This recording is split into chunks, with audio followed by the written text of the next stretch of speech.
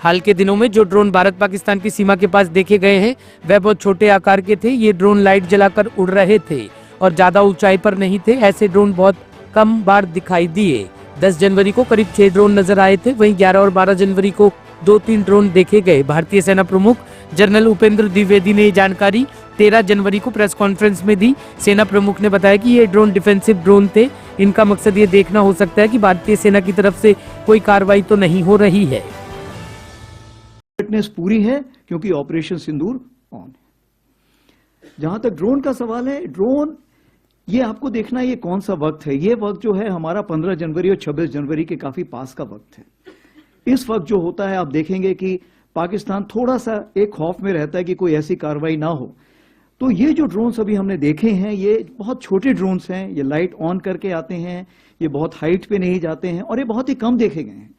जैसे 10 के आसपास तकरीबन 6 से 7 देखे गए थे। 11 और 12 तारीख को 2 से 3 देखे गए हैं। तो ये जो ड्रोन थे ये मैं समझता हूं कि डिफेंसिव ड्रोन थे, जो कि ये ऊपर आके देखना चाहते हैं कि हमारे अगेंस्ट कोई कार्रवाई तो नहीं हो रही है। मैं ये मना नहीं कर रहा हूं, हो सकता है कि वो ये भी देखना चाहें कि कोई कहीं गैप तो नहीं है, इंडियन आर्मी में कोई ढिलाई तो नहीं है, कोई गैप हो जहां से वो टेररिस्ट वहां से भेज सके। तो मेरे ख्याल से उनको उसका नेगेटिव जवाब भी मिला होगा। उन्होंने देखा होगा कि आज की तारीख पे कोई ऐसी जगह नहीं है, कोई ऐसे गैप्स नहीं जहां से वो भेज सकें।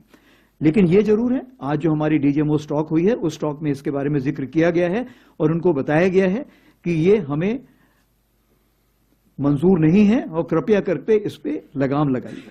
ये उनको ये बता दिया गया है। आपने दूसरा सवाल पूछा है जो एक सब्जेक्ट इन इटसेल्फ है कि narrative management system. Narrative management system और कॉग्निटिव ये कितनी जरूरत है और समय की मांग है। सबसे पहले तो मैं ये बताना चाहूंगा ऑपरेशन सिंदूर जो है, ऑपरेशन सिंदूर से हमने बहुत लेसन सीखे, लेकिन हम उसके पहले भी बहुत तैयारी कर चुके थे। उदाहरण के तौर पे हमने ये सीखा कि जो भी आप खबर देते हैं उसकी क्रेडिबिलिटी होनी चाहिए, क्योंकि लंबे समय में आपकी क्रेडिबिलिटी होना बहुत जरूरी है। आप जो भी खबर देते हैं उसमें कंसिस्टेंसी होनी चाहिए। तीसरी चीज ये होनी चाहिए कि किसी भी नैरेटिव मैनेजमेंट डोमेन में या कॉग्निटिव डोमेन में वैक्यूम नहीं होना चाहिए। अगर वैक्यूम नहीं होगा तो नेगेटिव न्यूज बहुत फास्ट मूव करती है।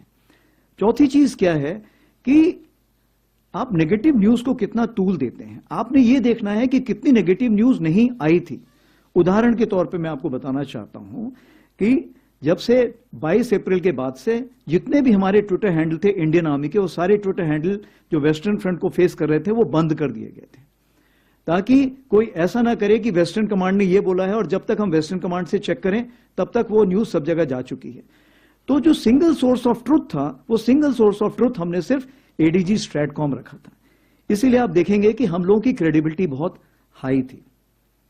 दूसरी चीज ये है, हमने इन्फो ऑप्स ग्रुप्स और इन्फो ऑप्स डेस्क बनाए हुए हैं जो कोर हेडक्वार्टर तक पहुंच चुके हैं और ये जो है कार्रवाई करते हैं इस प्रकार की कि जहां भी कोई इंफॉर्मेशन है वो सही जगह से सही वक्त पर पहुंचे। सबसे बड़ी बात आती है साइकोलॉजिकल डिफेंस की। साइकोलॉजिकल डिफेंस क्यों? मेरे पास आज की तारीख पे वेटरन्स को मिला के, उनके डिपेंडेंट्स को मिला के 1.3 करोड़ पॉपुलेशन है, यानी 1% पॉपुलेशन तो मेरे पास, जिसको मुझे डायरेक्टली रीच करना है। अगर इस पॉपुलेशन को रीच करना है तो मुझे जरूरी है to have a psychological defence division. और इस चीज को मद्देनजर रखते हुए हमने ट्रायल बेसिस पे एक साइकोलॉजिकल डिफेंस डिवीजन बनाई जो कि 24/7 इसको मॉनिटर करती रहती है।